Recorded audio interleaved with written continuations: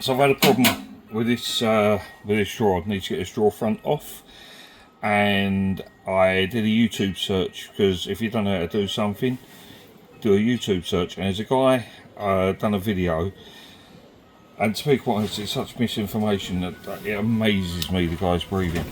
According to him, what you need to do is you need to push that little pawl up there, and then you get a pry bar, put it in between there, and you can lever the whole front forward. So it's that little pawl there, but if I lift that up, hang on, there you go.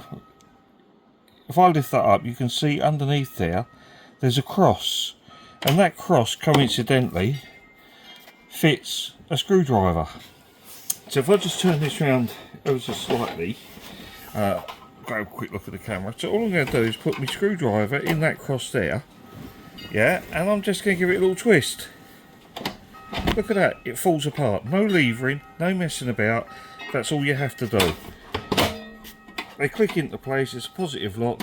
He says, lift that up, crowbar in there, push it, all the rest of it. No. These drawers, they're made by Blum. They're used on Ikea, they're used on Howdens drawers, they're used all over the place. Blum's a very, very popular make.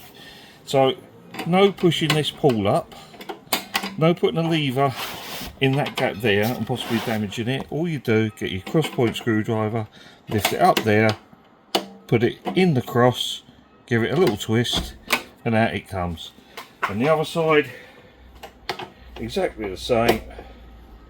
Give it a little twist, and that's it. The drawer front's off, no fuss, no messing about, jobs are good.